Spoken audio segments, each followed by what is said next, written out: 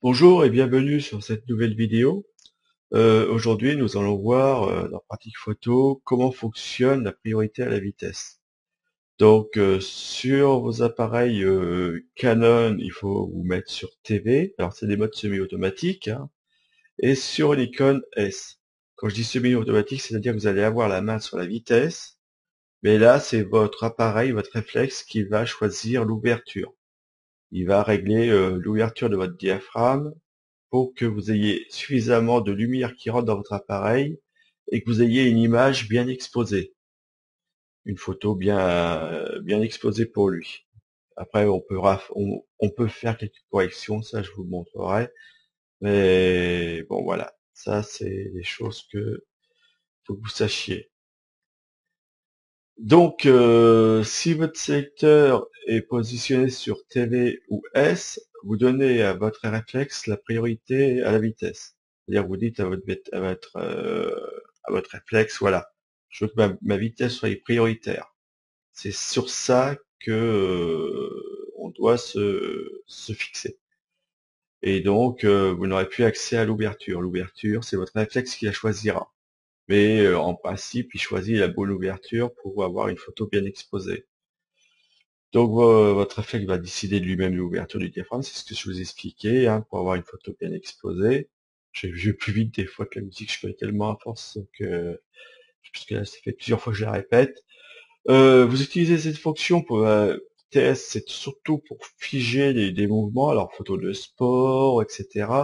Donc des photos de sport, vous allez monter à des vitesses comme un 400e, voire beaucoup plus vite, hein. Ou alors donner une impression de mouvement ou de petit flou. Alors là, vous allez avoir une vitesse moins rapide justement pour donner cette impression de mouvement. D'accord? Donc après, c'est à vous de voir. Donc il y a aussi le fait qu'on peut suivre un objet, une voiture, hein. Vous fixez une voiture, vous la fixez dans le déplacement, vous allez donner une vitesse moins rapide, et comme ça vous aurez la voiture nette, mais tout l'arrière va être flou. Alors que si vous avez une vitesse rapide, bah, que vous allez prendre la photo, bah, tout va être net. Voilà, la voiture va être nette, mais l'arrière-plan a des chances, 99% de chances d'être aussi. Donc là, il va falloir jouer avec la vitesse. Donc c'est ce qui est intéressant, c'est pour ça que je fais cette vidéo, c'est aussi pour que vous puissiez vous entraîner. Vous mettez sur votre mode TV ou S si vous avez un Nikon et vous faites plusieurs échelles, vous regardez un petit peu ce qui se passe. Donc pour les vitesses qui sont lentes, comme là, ce que j'ai fait comme essai, j'ai pris un trépied. C'est-à-dire que sinon vous allez avoir un flou. Alors il y a des flous qu'on veut volontairement, mais il y a des flous quand on ferme trop le diaphragme ou la vitesse est trop basse, quand on se met à un vingtième par exemple, on peut pas tenir l'appareil photo malgré qu'on ait un stabilisateur, etc. Sur l'objectif. Des fois, ça compense pas. Ça aide, mais ça compense pas les vibrations que vous allez occasionner. Donc, avoir un trépied pour les vitesses qui sont trop lentes, ça c'est l'idéal. Donc, pour cet exemple, j'ai pris une rivière, hein, une rivière avec, comment on dit, oh, ça va me revenir, c'est pas une jetée, c'est un endroit où là, il y a des rochers et ça permet d'avoir du flux et on voit un petit peu, il y a du mouvement. Voilà. Donc l'objectif, c'est toujours le même que j'utilise, c'est 50 mm parce que c'est un objectif qui est idéal, moi je trouve très bien.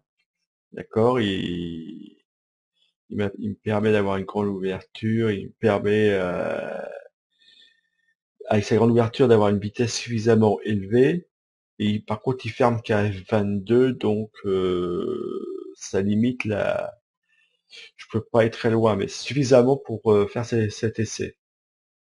Parce que vous savez, plus que votre objectif, vous allez fermer votre objectif, plus que votre vitesse va être lente. Donc plus vous allez avoir le mouvement va être flou en fin de compte. Alors qu'avec un f1.8, je vais avoir une grande vitesse et là, je vais figer tout le mouvement. D'accord?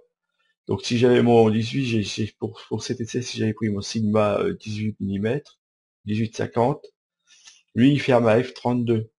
Par contre, il ouvre pas assez. Donc pour cet essai, je préférais prendre mon 50 mm. C'était mieux. D'accord?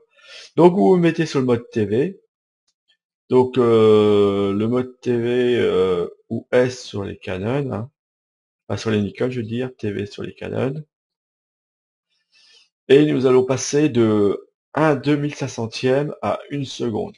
D'accord? Donc on va prendre une série de photos et on va passer de 1/2500e, comme celui-là ici, à 1 seconde. Comme ici. D'accord? Je reste toujours avec les mêmes réglages ISO 100. Je touche pas au réglage, aucun réglage, je ne touche qu'à la vitesse. D'accord? Sinon ça peut refausser cet essai. Donc vous allez voir qu'à 2500, eh ben, le mouvement est figé, alors qu'à 1 seconde, eh ben, vous aurez un flou de mouvement. C'est normal, hein, vous imaginez 1 seconde, il peut s'en passer des choses.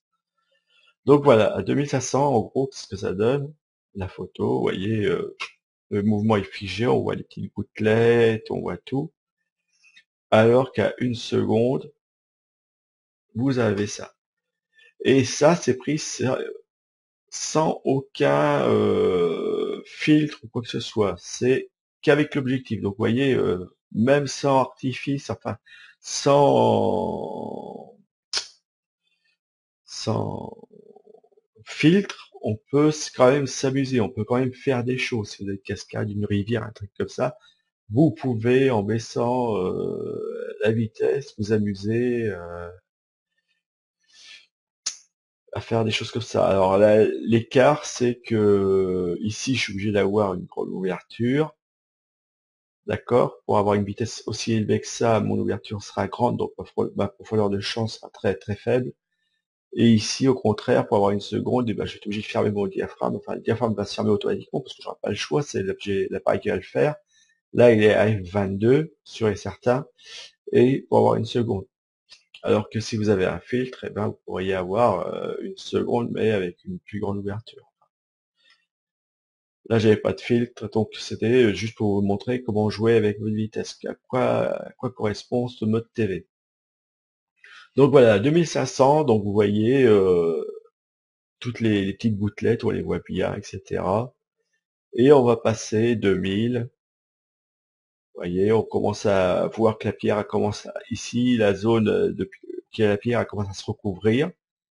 De plus en plus d'eau d'ailleurs dessus, on voit, donc ça veut dire qu'on va moins vite et on voit plus le mouvement de l'eau qui va aller sur la pierre.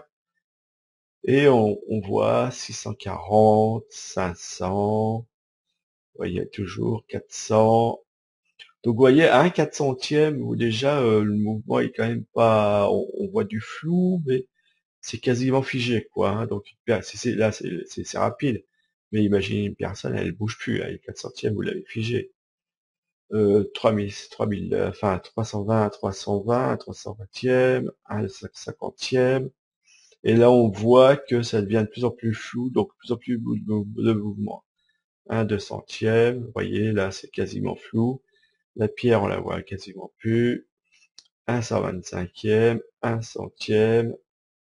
Là, vous voyez à 1/80e, vous voyez les petites gouttelettes qui remontent. On voit les rotations de l'eau, on voit le mouvement de l'eau. Là, vous voyez les traits. On voit vraiment le mouvement. Là, on voit que ça part dans tous les sens. Là, on le voit encore un peu mieux. 1/50e. Là, imaginez. On voit qu'il y a du mouvement dans la rivière. Là, c'est pareil, 1/30e. Et plus que ça va aller, vous voyez, celle-ci, là, on voit carrément les gouttelettes, on les suit. Et, vous voyez, 1/10e, 1/8e de seconde. Et vous voyez que juste en jouant avec la vitesse, vous pouvez faire des photos un petit peu autrement. Par contre, là, vous n'avez pas la main sur l'ouverture. Hein. Je vous signale, c'est juste sur la vitesse. Et à 1 seconde. Donc vous voyez la différence entre 1 seconde et 1/2500e. Vous voyez qu'à 1 seconde, on a ce flou partout. Il n'y a plus rien de net. On distingue qu'il y a bien l'objet ici, le rocher, mais l'eau le recouvre parce que le temps qui reste ouvert, bah, l'eau elle a marqué le capteur, hein, c'est resté sur le capteur. C'est un peu comme on fait les circumpolaires, les étoiles, etc. On voit le déplacement de l'eau. Donc la différence entre les deux, on la voit ici. Vous voyez qu'à 1/2500e, c'est net. Par contre, là, j'ai pris 1/10, j'ai pas pris 1 millimètre, mais j'ai pris, enfin, pas 1 millimètre, puis une seconde, je veux dire. J'ai pris 1/10 et on voit le mouvement. Donc, vous voyez qu'en jouant sur les vitesses, voilà ce que ça donne. Donc ça, c'est priorité à la vitesse. Donc c'est un mode semi-automatique. Vous n'avez pas la main sur l'ouverture. Par contre, vous pouvez faire des corrections ici. Si vous trouvez que c'est trop clair ou trop foncé, vous pouvez faire des corrections ici. Tout ce qui est noir, ici, c'est vous avez la main dessus. D'accord? Donc en fin de compte, on a la main sur tout, sauf sur l'ouverture, c'est l'appareil qui choisit. Mais on peut compenser ici, donc s'il n'y a rien de grave. On peut quand même continuer à s'amuser. Là, si j'avais trouvé que c'était trop clair, la photo suivante, j'aurais décalé d'un cran ici et j'aurais assombri la photo. Donc voilà, pour ce qui est de la priorité à la vitesse. Si vous voulez plus d'informations, vous allez sur mon site clickandzoomphoto.fr. Vous pouvez me rejoindre sur Twitter. J'ai aussi je vais rajouter d'ailleurs, je l'ai pas mis, mais j'ai une page Facebook et j'ai ma chaîne YouTube où il y a d'autres tutoriels sur la pratique photo. Donc, et je vais continuer parce que là j'étais lancé plutôt dans la pratique, la retouche.